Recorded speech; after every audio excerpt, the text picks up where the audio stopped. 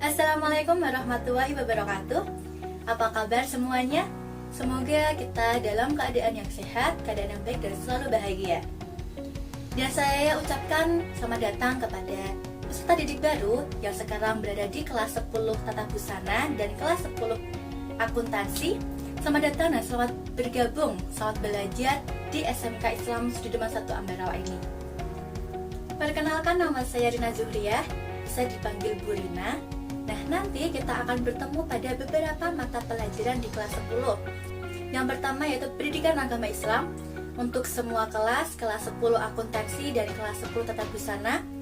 Kemudian ada Kepariwisataan khusus untuk kelas 10 Tata Busana, dan untuk Etika Profesi untuk kelas 10 Akuntansi. Nah, maka dari itu nanti kita akan belajar lebih lanjut lagi bagaimana materi-materinya, bagaimana kita akan mempelajari lebih dalam tentang mata pelajaran nanti. Maka dari itu tetap semangat belajar, optimis selalu, dan jaga kesehatan.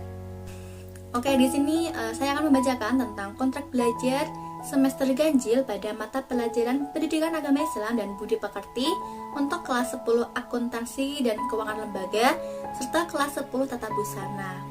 Nah, berikut ada beberapa bab yang mana ada 6 bab pada semester pertama ini di semester ganjil, yaitu yang pertama nanti kita akan membahas tentang kontrol diri atau mujahadah an-nafsi, prasangka baik atau husnudzon, dan persaudaraan atau ukhuwah. Kemudian di bab kedua nanti kita akan membahas larangan pergaulan bebas dan zina.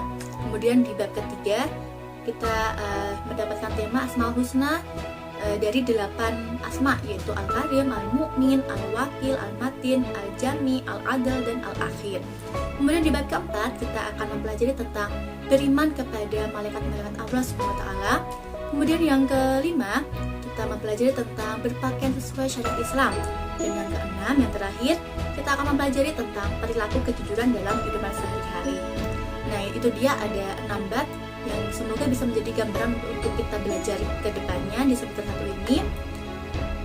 Oke, saya akan membacakan tentang kontrak belajar di semester ganjil pada mata pelajaran Kepariwisataan untuk kelas 10 Tata Busana.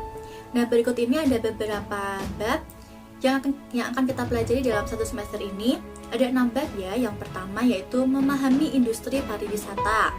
Kemudian yang kedua, memahami motivasi tujuan perjalanan, karakteristik wisatawan, dan pola pengeluaran wisatawan berdasarkan usia, jenis kelamin, dan status keluarga serta perjalanan wisata. Kemudian yang bab ketiga, kita nanti juga akan mempelajari tentang dampak industri pariwisata. Di bab keempat, kita juga mempelajari tentang modal dasar pengembangan pariwisata. Kemudian di bab kelima, nanti kita juga akan mempelajari tentang jenjang karir dalam organisasi industri pariwisata. Dan yang terakhir, di bab keenam, kita mempelajari tentang organisasi kepariwisataan dalam lingkup nasional, regional, dan internasional. Nanti kita bisa memahami bagaimana sih industri kepariwisataan itu. Nah, itu nanti kita akan belajar selama satu semester nanti, dan saya harap ini bisa menjadi gambaran untuk kita pelajari bersama-sama nanti. Semoga bisa mendapatkan ilmu yang bermanfaat dan ilmu yang baik. Yang selanjutnya yaitu kalender KBM. Nah, di sini ada beberapa ulangan harian ya, atau UH. Di sini ada UH 1, 2, 3 sampai seterusnya. Nah, ini menyesuaikan dari bab atau materi pada setiap masing-masing mata pelajaran. Misalkan tadi ada pada PAI atau Pendidikan Agama Islam, tadi ada 6 bab, maka nanti ulangan hariannya juga ada 6 kali ulangan harian di setiap selesai materinya. Kemudian ada PTS. PTS itu penilaian tengah semester. Nah, nanti di tengah semester ada ulangan juga. Itu saya ambilkan dari 2 atau 3 bab dari materi-materi yang sudah kita pelajari. Kemudian yang terakhir yaitu ada penilaian akhir semester. Nah, itu nanti untuk di akhir semester 1 nanti. Misalkan ada 6 bab, maka dari 6 bab itu yang akan saya masukkan untuk penilaian akhir semesternya. Nah, kemudian untuk penilaiannya di sini masing-masing SKM atau KKM-nya 75. Nah, jadi untuk minimal ketuntasan rapot nanti yaitu minimal 75. Jadi usahakan untuk bisa mencapai nilai di atas 75. Nah, penilaian tersebut saya ambil dari 3 aspek. Yang pertama yaitu aspek pengetahuan, ada aspek keterampilan, dan juga aspek sikap. Nah, nanti penilaian untuk pengetahuannya saya ambil juga dari UH tadi, kemudian juga didukung oleh tugas-tugas, PTS, dan juga PAS-nya. Nah, jadi saya harap kalian juga bisa persiapan dari sekarang untuk bisa menuntaskan nilai-nilainya dengan melengkapi tugas-tugas, melengkapi ulangan harian, PTS dan PAS-nya, jangan sampai ketinggalan. Kemudian yang nilai keterampilan. Nah, untuk nilai keterampilan saya ambilkan dari diskusi dan praktek, itu menyesuaikan dari masing-masing materi yang akan kita sampaikan nanti. Nah, yang selanjutnya yaitu nilai sikap. Nilai sikap saya ambilkan dari aktifan kalian, kehadiran, dan juga kedisiplinan. Jadi selama kalian mengikuti KBM baik di WhatsApp group atau di Skimsa Learning-nya, tunjukkan keaktifan kalian. Kehadiran juga saya nilai, kemudian kedisiplinan dengan pengumpulan tugas dan lain sebagainya juga saya nilai dalam penilaian sikapnya. Yang selanjutnya yaitu aturan belajar. Nah, di sini aturan belajar terbagi menjadi 2 kewajiban, yaitu kewajiban untuk siswa dan juga kewajiban untuk guru sebagai berikut. Yang pertama, kewajiban untuk siswa.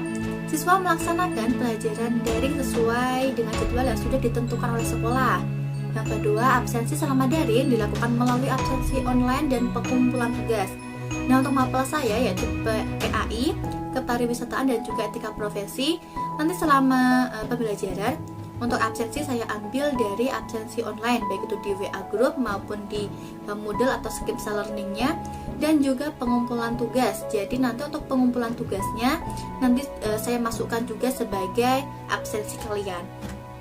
Kemudian yang ketiga, setiap siswa mengerjakan sesuai dengan petunjuk yang diberikan serta pengumpulan sesuai dengan waktu yang sudah diberikan juga. Nah, jadi usahakan untuk mengumpulkan tugas sebelum batas akhir pengumpulan, jangan sampai telat dan juga jangan sampai tertinggal. Yang keempat, siswa harus mentaati serta melaksanakan kontrak belajar sesuai dengan yang tertulis pada kontrak belajar ini. Nah, itu 4 kewajiban siswa, diingat-ingat dan juga harus ditaati.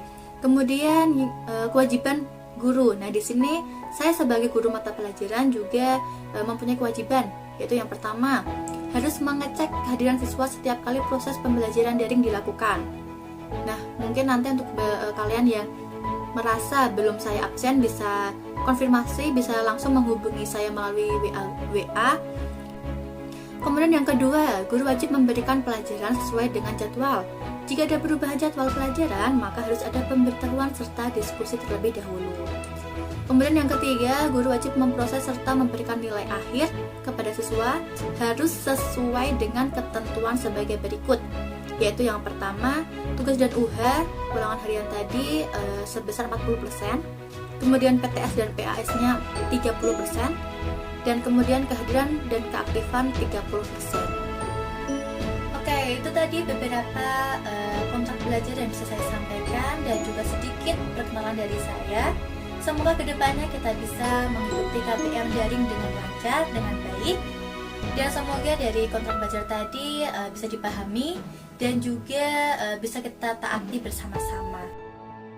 Nah, mungkin sekian yang bisa saya sampaikan. Semoga kedepannya kita bisa mendapatkan ilmu yang bermanfaat, ilmu yang berkah. Tetap semangat belajar di masa pandemi ini, dan juga selalu jaga kesehatan, jaga imun tubuh kita, taati protokol kesehatan. Terima kasih atas perhatian dan juga partisipasinya.